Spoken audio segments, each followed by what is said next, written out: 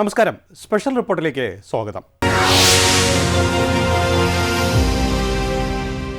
കേരളത്തിലെ കമ്മ്യൂണിസ്റ്റ് പ്രസ്ഥാനം ഇന്ന് സങ്കീർണമായ ഒരു ആഭ്യന്തര സംഘർഷത്തിലൂടെയാണ് കടന്നുപോകുന്നത്. പയ്യന്നൂരിലെ പാർട്ടി ഗ്രാമങ്ങളിൽ നിന്ന് വി കുഞ്ഞികൃഷ്ണൻ ഉയർത്തുന്ന ഒറ്റയാൻ പോരാട്ടവും കൊല്ലത്ത് നിന്ന് ഹസ്കർ RSPയിലേക്ക് നടത്തിയ രാഷ്ട്രീയ പലായനവും രണ്ട് വ്യക്തികളുടെ മാത്രം തീരുമാനങ്ങളല്ല, മറിച്ച് പാർട്ടിയുടെ അടിത്തറയായ കേഡർ സംവിധാനത്തിൽ രൂപപ്പെട്ടു വരുന്ന വലിയൊരു വിള്ളലിന്റെ പ്രതിഫലനങ്ങളാണ്.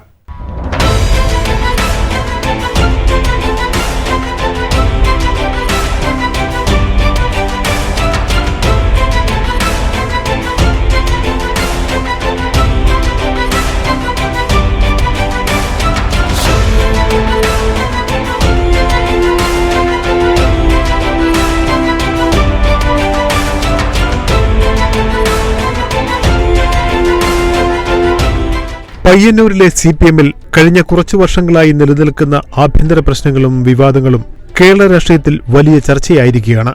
മധുസൂദനൻ MLA, മുൻ ഏരിയ സെക്രട്ടറി വി കുഞ്ഞികൃഷ്ണൻ എന്നിവരെ കേന്ദ്രീകരിച്ചാണ് ഈ വിവാദങ്ങൾ. 2021 നിയമസഭാ തെരഞ്ഞെടുപ്പ് ഫണ്ട്, പയ്യന്നൂരിലെ പാർട്ടി ഓഫീസ് നിർമ്മാണ ഫണ്ട്, ധനരാജ് രക്തസാക്ഷി സഹായ ഫണ്ട് എന്നിവയിൽ വലിയ തോതിലുള്ള സാമ്പത്തിക ക്രമക്കേട് നടന്നുവെന്ന ആരോപണമാണ് പ്രശ്നങ്ങൾക്ക് തുടക്കമിട്ടത്. ഏകദേശം 80 ലക്ഷത്തോളം രൂപയുടെ കണക്കുകളിൽ വ്യത്യാസമുണ്ടെന്ന് പാർട്ടിക്ക് പരാതി ലഭിച്ചു. ഈ ഭൂമി ഇടപാടും EP ജയരാജനുമായി ബന്ധപ്പെട്ട ഒരു വിഷയവും ഞാൻ ജില്ലാ കമ്മിറ്റിയിൽ ഈ അടുത്ത കാലത്ത് ഉന്നയിച്ച ഒരു വിഷയം മാത്രമാണ്. 2025 ഈ വിഷയം ജില്ലാ കമ്മിറ്റിയിൽ ഉന്നയിക്കുന്നത്. അതല്ലാതെ അത് സംബന്ധിച്ച് വിശദമായ ഇതൊന്നും അതിൽ സൂചിപ്പിച്ചിട്ടുണ്ടെന്നല്ലാതെ വിശദമായ കാര്യങ്ങളൊന്നും ആ പുസ്തകത്തിൽ ഇല്ല. പിന്നെ അത് സൂചിപ്പിച്ചിട്ടുണ്ട് എന്നത് മാത്രമേ ഉള്ളൂ. അപ്പം കൂടുതൽ വേറെ എന്തെങ്കിലും ഇടപാട് നിങ്ങൾക്ക് അതിനെക്കുറിച്ച് വല്ല വിവരമുണ്ടോ? അതായത് ഭൂമിയുമായി ബന്ധപ്പെട്ട കൂടുതൽ കാര്യങ്ങൾ നടന്നതായിട്ട്? അല്ല, ഭൂമി ഇടപാടുമായി ബന്ധപ്പെട്ടുകൊണ്ട് അതിൽ ബ്രോക്കറേജ് കമ്മീഷൻ ഉണ്ട് എന്നുള്ളതാണ് എൻ്റെ ആക്ഷേപം. അപ്പോൾ കമ്മീഷൻ കൊടുത്തതിനോ വാങ്ങിയതിനോ തെളിവ് മറ്റൊരാൾക്ക് ഹാജരാക്കാൻ സാധാരണഗതിയിൽ സാധിക്കുന്നതല്ലല്ലോ. അതാണ് അതിൻ്റെ വസ്തുത. ആ തെളിവ് ഞാൻ ഹാജരാക്കിയില്ല എന്നതുകൊണ്ടാണ് നേതാക്കന്മാരെ അപമാനിക്കത്തക്ക രീതിയിലുള്ള സമീപനം എൻ്റെ ഭാഗത്ത് നിന്നുണ്ടായി എന്ന് പറഞ്ഞുകൊണ്ട് എന്നെ ശാസിക്കാനുള്ള തീരുമാനം ജില്ലാ കമ്മിറ്റി എടുത്തത്. അല്ല, ഈ കാര്യങ്ങളെ സംബന്ധിച്ച് ഇപ്പോൾ ഉയർന്നു വന്ന വിഷയങ്ങളെ സംബന്ധിച്ച് മറുപടി പറയുക എന്നുള്ളതല്ല. ഞാൻ ഉന്നയിച്ച വിഷയങ്ങളെക്കുറിച്ച് മറുപടിയാണ് ആവശ്യം. അതാണ് പാർട്ടി സഖാക്കളെ ബോധ്യപ്പെടുത്തേണ്ടത്. ആ നിലയിലൊരു മറുപടി ഇപ്പോഴും ഇതുവരെയും ഉണ്ടായിട്ടില്ല എന്നതാണ് വസ്തുത. പാർട്ടിക്കകത്ത് ഇതേപോലെയുള്ള പ്രശ്നങ്ങൾ മുൻപുണ്ടായിട്ടുള്ളതാണ്. ആ സമയങ്ങളിലൊക്കെ പാർട്ടിയുടെ അച്ചടക്കത്തിന് വിരുദ്ധമായിട്ടുള്ള രീതിയിൽ പ്രവർത്തിക്കുന്നു എന്ന് പറഞ്ഞ് സഹാക്കളെ പുറത്താക്കുന്ന രീതി മുൻപുള്ളതാണ്, ഇപ്പോഴും അത് തുടരുന്നു. അതിൽ നിന്ന് വ്യത്യസ്തമായിട്ട് ഒന്നുമില്ല എന്നാണ് എനിക്ക് തോന്നുന്നത്. കാരണം ഈ പാർട്ടിക്കകത്ത് അഴിമതി നടത്തുന്നവർ അവർ പാർട്ടിയുടെ അധികാര സംവിധാനങ്ങളുമായിട്ട് ഒത്തുനിൽക്കുകയും അതിൻ്റെ സംരക്ഷകരായി മാറിത്തീരുകയും ചെയ്യുമ്പോൾ പല ഘട്ടങ്ങളിലും പാർട്ടിയുടെ യഥാർത്ഥ പ്രവർത്തകർ എന്ന് പറയുന്നത് അതിനെതിരെ നിൽക്കുന്നവരാണ്. ഇവിടെ കുഞ്ഞികൃഷ്ണൻ യഥാർത്ഥത്തിൽ ചെയ്തത് സത്യസന്ധമായ കാര്യങ്ങളെ തുറന്നു പറയാനായിട്ട് ശ്രമിക്കുകയാണ് ചെയ്തത്. മുൻപ് അത് ഉൾക്കൊള്ളുന്ന ഒരു ഇംഗ്ലീഷ് ക്യാരക്ടറും മുൻപെന്ന് പറഞ്ഞാൽ വളരെ വർഷങ്ങൾക്ക് മുമ്പ് പാർട്ടിക്കകത്തുണ്ടായിരുന്നു. വളരെ വർഷങ്ങളെന്ന് പറഞ്ഞ രീതിയിൽ 25 വർഷങ്ങൾക്ക് മുമ്പ് ഉള്ള കാര്യമാണ് ഞാൻ പറയുന്നത്. കാരണം ഉൾപാർട്ടി ജനാധിപത്യം എന്ന് പറയുന്ന ഒരു സംവിധാനത്തിന്റെ പുറത്താണ് അത്തരത്തിൽ ഈ കാര്യങ്ങൾ ഉൾക്കൊള്ളാനായിട്ട് അന്ന് പാർട്ടിക്ക് കഴിഞ്ഞിരുന്നത്. പിന്നീട് ഉൾപാർട്ടി ജനാധിപത്യം എന്ന് പറയുന്നത് പാർട്ടിക്കകത്തില്ലാതെ വരികയും പാർട്ടി ഔദ്യോഗിക പക്ഷം എന്ന നിലക്ക് പ്രവർത്തിക്കുന്നവരുടെ കൈകളിൽ അകപ്പെട്ടു പോവുകയും അവർ അഴിമതിക്കാരായി വന്നാൽ അതിനെ ചോദ്യം ചെയ്യാനായിട്ട് പറ്റാത്ത ഒരു സാഹചര്യം പാർട്ടിയിൽ ഉണ്ടാവുകയും ചെയ്തു.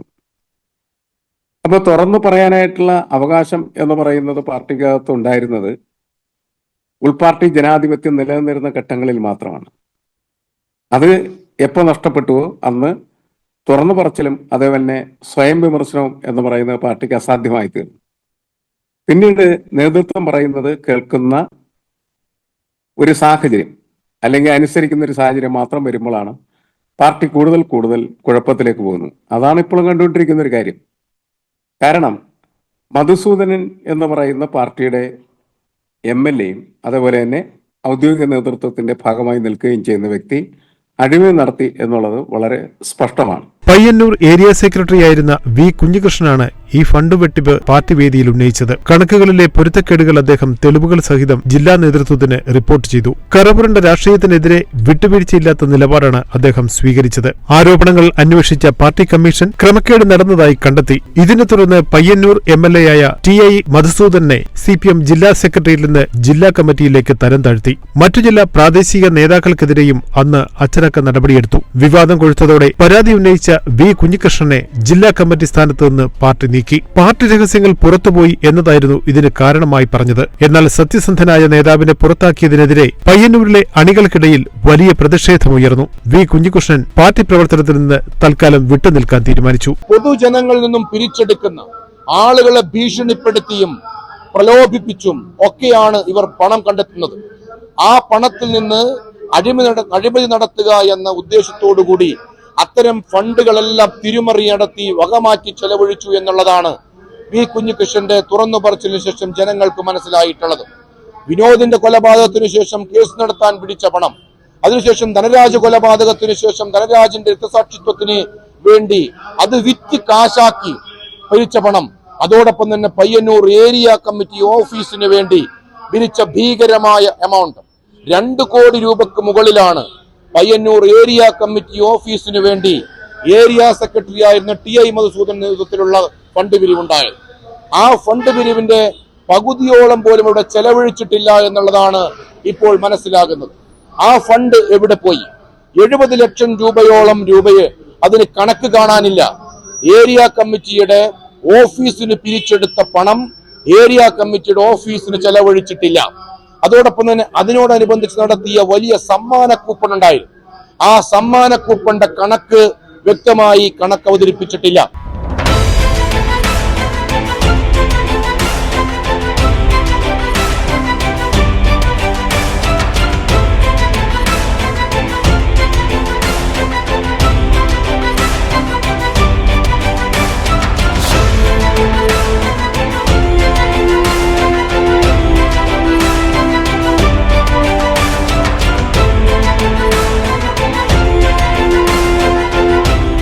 കണ്ണൂരിലെ CPMന്റെ ഉരുക്കുകോട്ടയായ പയ്യന്നൂരിൽ നിന്ന് ഉയരുന്ന വാർത്തകൾ ആ പാർട്ടിയുടെ സംഘടനാ സംവിധാനത്തിൽ സംഭവിച്ചുകൊണ്ടിരിക്കുന്ന വലിയ മാറ്റങ്ങളുടെ പ്രതിഫലനമാണ്. TI മധുസൂദനൻ MLA പ്രതിക്കൂട്ടിലായ ഫണ്ട് വിവാദവും അതിൽ ധീരമായ നിലപാടെടുത്ത വി കുഞ്ഞികൃഷ്ണനെതിരെയുള്ള അച്ചടക്ക നടപടിയും പാർട്ടി കേഡർമാരിൽ വലിയൊരു വിഭാഗത്തെ നേതൃത്വത്തിന് എതിരാക്കിയിരിക്കുന്നു.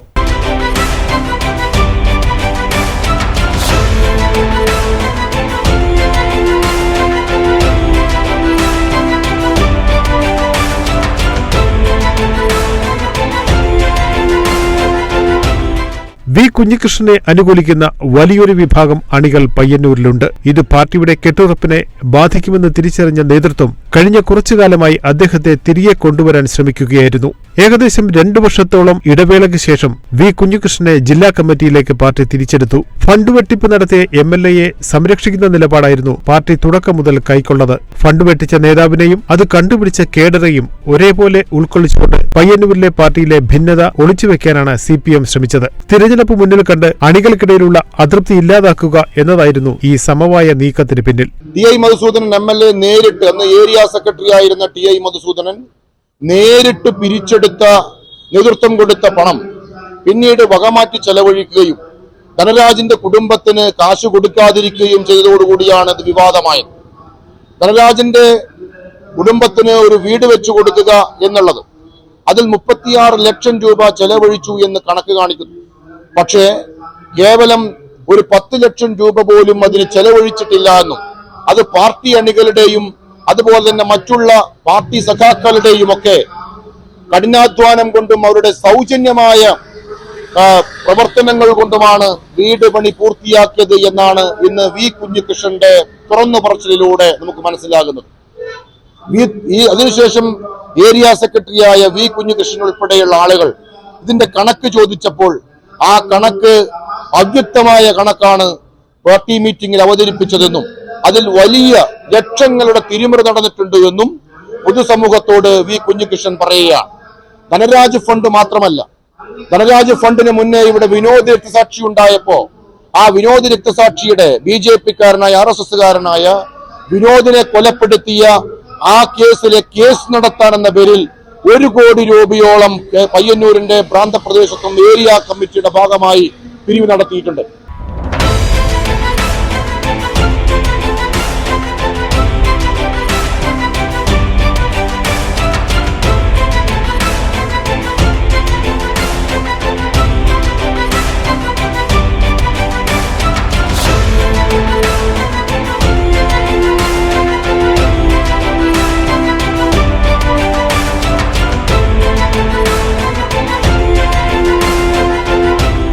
വി കുഞ്ഞികൃഷ്ണൻ എന്ന നേതാവിനെ പാർട്ടി അണികൾ ഹീറോയായി കാണുന്നത് അദ്ദേഹം ഉയർത്തിപ്പിടിച്ച രാഷ്ട്രീയ നൈതികത കൊണ്ടാണ്. രക്തസാക്ഷി ഫണ്ടിലും പാർട്ടി ഫണ്ടിലും ക്രമക്കേട് നടന്നപ്പോൾ അത് പാർട്ടിക്കകത്ത് ചോദ്യം ചെയ്ത അദ്ദേഹത്തെ പുറത്താക്കിയ നടപടി അഴിമതിക്കാരെ സംരക്ഷിക്കുകയും സത്യസന്ധരെ ശിക്ഷിക്കുകയും ചെയ്തു എന്ന വികാരം താഴെത്തട്ടിലുണ്ടാക്കി. കുഞ്ഞികൃഷ്ണൻ രചിച്ച പുസ്തകത്തിന്റെ പ്രസക്തിയും ഇതുതന്നെയാണ്. നേതൃത്വത്തെ തിരുത്തേണ്ടത് അണികളാണ് എന്ന സന്ദേശം പാർട്ടിയിലെ കേന്ദ്രീകൃത ജനാധിപത്യത്തിന് മുകളിൽ അണികളുടെ അവകാശത്തെ ഉയർത്തിക്കാട്ടുന്നു. CPM സഹയാത്രികനായിരുന്ന BM ഹസ്കർ ഉൾപ്പെടെയുള്ളവർ പാർട്ടി വിട്ടത് CPM-ന്റെ പിടി അയയുന്നതിന്റെ ലക്ഷണമാണ്. കാലങ്ങളായി CPM-നൊപ്പം ഉറച്ചുനിന്ന നേതാക്കൾ പോലും പാർട്ടി വിടുന്നത് പാർട്ടിക്കുള്ളിലെ വ്യക്തി കേന്ദ്രീകൃത രാഷ്ട്രീയത്തോടുള്ള വിയോജിപ്പാണ്. CPM ജില്ലാ കമ്മിറ്റി അംഗം MLA-ക്കെതിരായി ഗുരുതരമായ ആരോപണം, ഇത് ആദ്യത്തെ ആരോപണമല്ല. ഇത് പാർട്ടിക്കും ഗവൺമെന്റിനും ഉള്ളവർക്കും ഈ ആരോപണം കൊടുത്തിട്ടൊരു കേസ് പോലും എടുത്തിട്ടില്ല എന്നുള്ളതാണ് യാഥാർത്ഥ്യം. CPM എന്താണ്? ഇതെല്ലാം പാർട്ടി കോടതിയാണോ? ഇത് ഗുരുതരമായ ക്രമക്കേടാണ് ഇതിനകത്ത് നടന്നിരിക്കുന്നത്.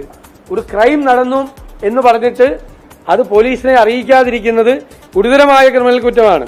സത്യം തുറന്നു പറഞ്ഞ TP ചന്ദ്രശേഖരന് എതിരെ പോലുള്ള വധഭീഷണി ഈ ആരോപണം ഉന്നയിച്ച ജില്ലാ കമ്മിറ്റി അംഗത്തിനുണ്ടായിരുന്നു. CPM അധികാരത്തിൽ നിന്ന് നിഷ്കാസിതമായാൽ മാത്രമേ കേരളത്തിലെ CPM-ന്റെ ഇടതുപക്ഷ ബോധ്യങ്ങൾ ഇല്ലാതാവുന്ന ഘട്ടത്തിലാണ് ഞാനിത് പറയേണ്ടി വരുന്നത്. 2016-ൽ CPM അധികാരത്തിലെത്തുമ്പോൾ അതിന്റെ ഗവൺമെന്റിന്റെ ഉപദേശകർ, ഒന്നാമതായി സാമ്പത്തിക ഉപദേശകരായി വെച്ചിരുന്നത് ഗീതാ ഗോപിനാഥ് എന്ന് പറയുന്ന IMF-ന്റെ ലോകത്തെ ഏജന്റിനെയായിരുന്നു വെച്ചിരുന്നത്. തീവ്ര വലതുപക്ഷ മുതലാളിത്ത നിലപാടുകളുള്ള ഒരു എക്കണോമിസ്റ്റിനെ സാമ്പത്തിക ഉപദേഷ്ടാവായി സ്വീകരിക്കുക വഴി എന്തു സന്ദേശമായിരുന്നു അന്ന് പാർട്ടി ഗവൺമെന്റും നൽകിയത് എന്നാണ് ഒന്നാമത്തെ ചോദ്യം.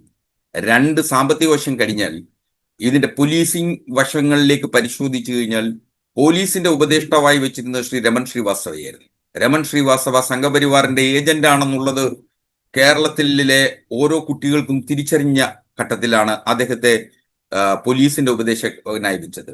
പിന്നീട് ബെഹ്റയെ പ്രതിഷ്ഠിച്ചു. ബെഹ്റ കേന്ദ്ര സർക്കാരിന്റെ ഡബിൾ ഏജന്റ് ആയിരുന്നു എന്നുള്ളത് വളരെ കൃത്യമായി ബോധ്യമുണ്ടായിരുന്നതാണ്. എന്നിട്ടും ബെഹ്റയെ പ്രതിഷ്ഠിക്കേണ്ടി വന്നു. അതു കഴിഞ്ഞാൽ നമുക്കറിയാം UAPA-യുമായി ബന്ധപ്പെട്ട് CPM-ന് പ്രഖ്യാപിത രാഷ്ട്രീയ നിലപാടുണ്ട്. പക്ഷെ UAPA-യുമായി ബന്ധപ്പെട്ട് കേരളത്തിൽ 2 ചെറുപ്പക്കാരെ, അലനും താഹയും എന്ന് പറയുന്ന 2 ചെറുപ്പക്കാരെ അർബൻ മാവോയിസ്റ്റുകൾ എന്ന് വിളിച്ചുകൊണ്ട് അവർക്കെതിരെ കേസെടുത്തു. കോടതി അവരെ വെറുതെ വിടുന്ന സാഹചര്യം ഉണ്ടായി. മാത്രമല്ല, നിരപരാധികളും നിഷ്കളങ്കരുമായ മാവോയിസ്റ്റുകളെ കാട്ടിനുള്ളിൽ വേട്ടയാടുന്നു എന്നതുപോലെ കാട്ടിനുള്ളിൽ വേട്ടയാടി കൊല്ലുന്ന പോലീസായി കേരളത്തിലെ പോലീസ് മാറി. ഇതൊക്കെ സൂചിപ്പിക്കുന്നത് CPM ഭരണകൂടവും തീവ്ര വലതുപക്ഷ നിലപാടെടുക്കുന്നു എന്നുള്ളതാണ്.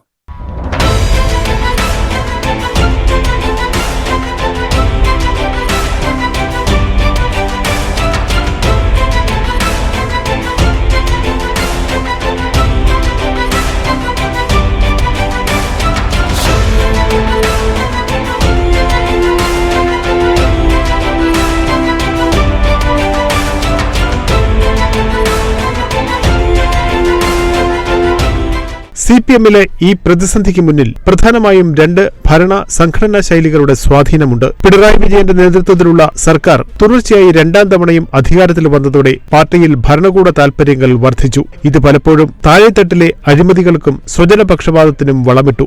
നേതൃത്വത്തിന്റെ ഏകാധിപത്യ ശൈലി അണികളുടെ സ്വതന്ത്രമായ അഭിപ്രായ പ്രകടനങ്ങളെ അടിച്ചമർത്താൻ ഉപയോഗിക്കപ്പെട്ടു. പാർട്ടി സെക്രട്ടറി എന്ന നിലയിൽ ശുദ്ധീകരണത്തെക്കുറിച്ച് MV ഗോവിന്ദൻ നിരന്തരം സംസാരിക്കുന്നുണ്ടെങ്കിലും പയ്യന്നൂർ പോലുള്ള വിഷയങ്ങളിൽ പ്രായോഗികമായി അദ്ദേഹം പരാജയപ്പെട്ടു. അഴിമതി ആരോപണം നേരിട്ട മധുസൂദനനെ ജില്ലാ സെക്രട്ടേറിയറ്റിലേക്ക് തിരിച്ചെടുത്തതും അതേസമയം കുഞ്ഞികൃഷ്ണനെ ഏരിയ കമ്മിറ്റിയിൽ ഒതുക്കിയതും ഈ വിട്ടുവീഴ്ച മാത്രമാണ്. ഇത് ശരിക്കുള്ള തിരുത്തലല്ല, മറിച്ച് താൽക്കാലികമായ ഒത്തുതീർപ്പ് മാത്രമാണെന്ന് അണികൾ വിലയിരുത്തുന്നു. പയ്യന്നൂര് കോൺഗ്രസ് പ്രകടനം നടത്തിയപ്പോൾ ആ പ്രകടനത്തെ ആക്രമിച്ചു. പിന്നീട് BJP പ്രകടനം നടത്തിയപ്പോൾ ആ പ്രകടനത്തെയും ആക്രമിച്ചു.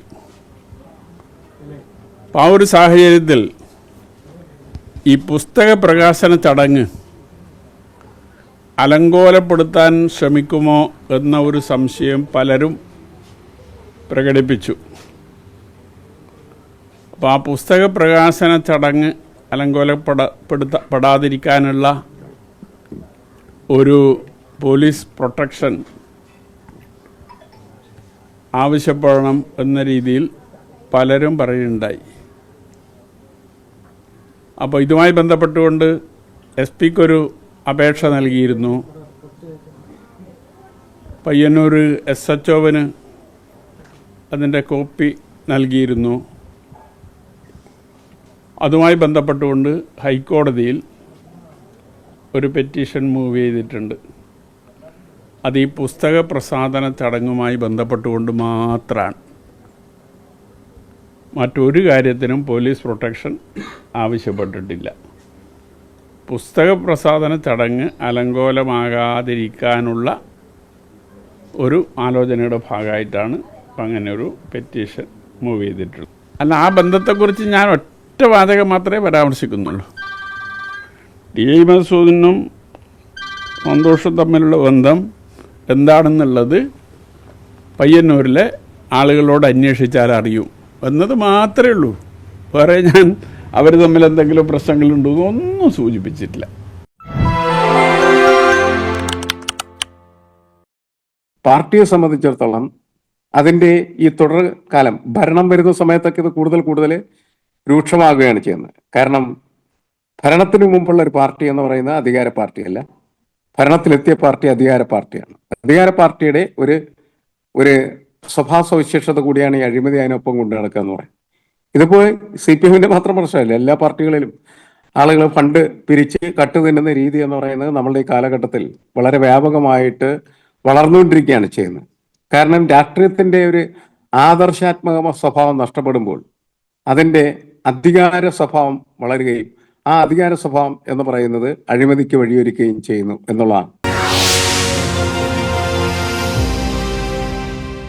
MV ഗോവിന്ദൻ പാർട്ടി സെക്രട്ടറിയായ ശേഷം തെറ്റുതിരുത്തൽ രേഖകളെക്കുറിച്ച് ഏറെ സംസാരിച്ചുവെങ്കിലും പ്രായോഗിക തലത്തിൽ അഴിമതി ആരോപണം നേരിട്ട നേതാക്കളെ സംരക്ഷിക്കുന്ന നിലപാടാണ് ഉണ്ടായത്.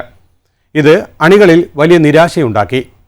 അതേസമയം പിണറായി വിജയന്റെ നേതൃത്വത്തിലുള്ള ഭരണ തുടർച്ച പാർട്ടിയിൽ ഒരുതരം അപ്രമാദിത്വം സൃഷ്ടിച്ചു. ചോദ്യം ചോദിക്കുന്നവർ പാർട്ടി വിരുദ്ധരാക്കപ്പെടുന്ന സാഹചര്യം കേഡർമാരെ ഒന്നുകിൽ നിശബ്ദരാക്കുന്നു, അല്ലെങ്കിൽ അവരെ പുറത്തു പോകാൻ നിർബന്ധിതമാക്കുന്നു. പാർട്ടിയിൽ നിന്ന് ഒരാളെ പുറത്തിറക്കിയതിന്റെ പേരിൽ അതില്ലാതാകുന്നില്ല. ഇപ്പോൾ ഹസ്കറിന്റെ കാര്യം, ഹസ്കർ ഞാനും പലപ്പോഴും ടെലിവിഷൻ ചർച്ചകളിലൊക്കെ പങ്കെടുക്കുമ്പോൾ ഞാൻ പാർട്ടിയെ വിമർശിക്കുമ്പോൾ പാർട്ടിയുടെ സംരക്ഷകനായിട്ട് പാർട്ടിയുടെ കവചമായി നിന്ന് പ്രവർത്തിച്ചിരുന്ന ഒരു സഖാവാണ് അദ്ദേഹം. വളരെ ശാന്തനും വളരെ നല്ല രീതിയിലൊക്കെ സംസാരിക്കുന്നതായിട്ടുള്ള ഒരു വ്യക്തിയാണ്. പക്ഷേ അദ്ദേഹത്തിന് ഇപ്പോൾ വന്ന ചില വിഷയങ്ങളോടുള്ള വളരെ രൂക്ഷമായിട്ടുള്ള അഭിപ്രായ വ്യത്യാസം അദ്ദേഹം ടെലിവിഷനിൽ പ്രകടമാക്കിയപ്പോൾ അദ്ദേഹത്തെ ശാസിക്കുകയാണ് പാർട്ടി ചെയ്തത്. ഹസ്കർ തൻ്റെ ആ തരത്തിലുള്ള പ്രവർത്തനങ്ങൾ അവസാനിപ്പിച്ചു പോയെന്ന് മാത്രമാണ്. ഇത് സാധാരണ സംഭവിക്കുന്ന ഒരു കാര്യമായി മാറിക്കഴിഞ്ഞിരിക്കുകയാണ് ചെയ്യുന്നത്. അപ്പോൾ ഇന്നത്തെ കാലത്തെ രാഷ്ട്രീയത്തിൻ്റെ ഒരു പ്രത്യേകത കൂടി അതിനകത്ത് ഉണ്ട്. പഴയ കാലത്ത് നമ്മൾ സഖാവ് VS അച്യുതാനന്ദനെ കുറിച്ചൊക്കെ സംസാരിക്കുമ്പോൾ അവരുടെ ഒരു കാലം എന്ന് പറയുന്നത് ത്യാഗോജ്വലമായിട്ടുള്ള രാഷ്ട്രീയ പ്രവർത്തനത്തിൻ്റെ കാലമായിരുന്നു. ആ കാലം നഷ്ടപ്പെടുകയും ഇന്ന് അക്കാലത്തെ രക്തസാക്ഷികൾ സൃഷ്ടിച്ചതായിട്ടുള്ള വലിയ ഒരു സംവിധാനത്തെ ഇന്നത്തെ ആളുകൾ അവരുടെ ഭൗതികമായിട്ടുള്ള ആവശ്യങ്ങൾക്ക് വേണ്ടി ഉപയോഗിച്ചുകൊണ്ടിരിക്കുകയാണ് ചെയ്യുന്നത്. അവിടെ രാഷ്ട്രീയമോ പ്രത്യയശാസ്ത്രമോ ഒന്നും പ്രസക്തമല്ല. എന്ന് വെച്ചാൽ CPM അത് ഉയർത്തുന്ന ഇടതുപക്ഷ രാഷ്ട്രീയത്തിൻ്റെയോ മാർക്സിസ്റ്റ് പ്രത്യയശാസ്ത്രത്തിന്റെ ഭാഗമല്ലാതെ വരുമ്പോൾ സംഭവിക്കുന്ന ദുരന്തങ്ങളാണത് എന്നാണ് നമ്മൾ മനസ്സിലാക്കേണ്ടത്. കുഞ്ഞികൃഷ്ണൻ ഉയർത്തിയ വിഷയം വലിയ വിഷയമായിരുന്നു. അത് പാർട്ടിക്കുള്ളിൽ വലിയ അഴിമതിയുടെ കഥകളാണ് അദ്ദേഹം പുറത്തു പറഞ്ഞത്. അപ്പോ അദ്ദേഹം പാർട്ടിക്കുള്ളിൽ നിന്നുകൊണ്ട് പറഞ്ഞു ഒടുവിൽ പുറത്തു വന്ന് പറയുകയും പാർട്ടിയിൽ നിന്ന് പുറത്താക്കപ്പെടുകയും ചെയ്തു. എന്റെ സാഹചര്യം മറ്റൊന്നായിരുന്നു. ഞാൻ പാർട്ടിക്കുള്ളിൽ കഴിഞ്ഞ 10 കൊല്ലമായി ഇത്തരം വിഷയങ്ങൾ പാർട്ടിക്കുള്ളിൽ ചർച്ചകൾ ചെയ്തിരുന്നു. പക്ഷേ നിർഭാഗ്യവശാൽ എന്റെ ചോദ്യങ്ങൾക്ക് ഉത്തരം നൽകുന്നതിന് പലപ്പോഴും കഴിയാതെയാണ് പാർട്ടി നിശബ്ദമാകുന്ന സാഹചര്യം ഉണ്ടായിരുന്നു. അപ്പോൾ ഇനി അത് പുറത്തു പറയുക എന്നുള്ളതാണ്. ഇതൊരു വലിയ മാനസിക സംഘർഷത്തിന്റെ കൂടി പ്രശ്നമാണ്. അതുകൊണ്ടാണ് ഞാൻ പുറത്തു പറയുകയും ഒറ്റയ്ക്ക് നിന്ന് പോരാടാൻ കഴിയാത്തത് കൊണ്ടാണ് മറ്റൊരു ലെനിനിസ്റ്റ് സോഷ്യലിസ്റ്റ് പാർട്ടിയിലേക്ക് മാറേണ്ട സാഹചര്യം ഉണ്ടായത്. ഞാൻ തെരഞ്ഞെടുത്ത അത് ഞാൻ മനസ്സിലാക്കുന്നതും എന്റെ ബോധ്യവും കേരളത്തിൽ ഇന്ന് ഇടതുപക്ഷം എന്ന് പറയുന്നത് വളരെ കൃത്യമായി UDF ആണ് ഇടതുപക്ഷം, കോൺഗ്രസ് ആണ് കേരളത്തിൽ ഇടതുപക്ഷം, ശ്രീ ഷിബു ബേബി ജോൺ നയിക്കുന്ന RSP ആണ് കേരളത്തിൽ ഇടതുപക്ഷം, ശ്രീ VD സതീശനാണ് യഥാർത്ഥ ഇടതുപക്ഷം. അപ്പോ ആ ഇടതുപക്ഷം അതോടൊപ്പം നിൽക്കുക എന്നുള്ളത്. ശ്രീ VD സതീശന്റെ ഒരു പ്രഖ്യാപനം തന്നെയുണ്ട്, ഞങ്ങൾ വർഗീയത പറഞ്ഞുകൊണ്ട് ഒരു വോട്ടും ഞങ്ങൾക്ക് വേണ്ട. ഈ ധൈര്യം മുൻപ് ഇടതുപക്ഷ നേതാക്കന്മാരായിരുന്നു എടുത്തിരുന്നത്. അങ്ങനെ ഒരു ധൈര്യം എടുക്കാൻ ഇന്ന് നിലവിൽ ഇടതുപക്ഷ നേതാക്കന്മാർക്കാവുന്നില്ല. ഇതൊരു വലിയ മാനസികമായ വൈരുദ്ധ്യം തന്നെയാണ്. അത് ഒരുപക്ഷെ കുഞ്ഞികൃഷ്ണൻ അനുഭവിക്കുകയും ഞാനിപ്പോൾ അനുഭവിച്ചു കൊണ്ടിരിക്കുന്നതും ഇത്തരം വൈരുദ്ധ്യങ്ങളുടെ ഉപഭോഗമായിട്ട് വരുന്ന ചില പ്രഖ്യാപനങ്ങളാണ്. അപ്പൊ സ്വാഭാവികമായും എന്നെപ്പോലുള്ള ആളുകൾ പാർട്ടി വിട്ട് ഈ പുകഞ്ഞു നിൽക്കുന്ന നീറി അവസാനിക്കുന്നതിനു പകരം പാർട്ടിക്ക് പുറത്തേക്ക് വരണം എന്ന് ആഗ്രഹിക്കുന്നു എന്നുള്ളതാണ്. ഇത് യഥാർത്ഥത്തിൽ ഒരു രാഷ്ട്രീയ വിഷയമായി കേരളത്തിലെ ജനങ്ങൾ ചർച്ച ചെയ്യുന്നു എന്നുള്ളതാണ്. കുഞ്ഞികൃഷ്ണൻ ഉയർത്തിയ നിലപാടും ഞാൻ എടുത്തിട്ടുള്ള നിലപാടും വളരെ ചെറിയ കാര്യമാണ് ഞാൻ ഒരുപക്ഷെ ചെയ്തിട്ടുള്ളത്. ആ ചെറിയ കാര്യം പോലും വലിയ തോതിൽ ചർച്ചയാവുന്നു എന്നത് ഏറ്റവും വലിയ ആനന്ദം നൽകുന്നതും അത് കേരളത്തിന്റെ രാഷ്ട്രീയ ഭാവിക്ക് ശുഭകരമായിട്ടുള്ള ഒരു പരിണാമ ഘട്ടത്തിലാണ് എന്നാണ് ഞാൻ കരുതുന്നത്.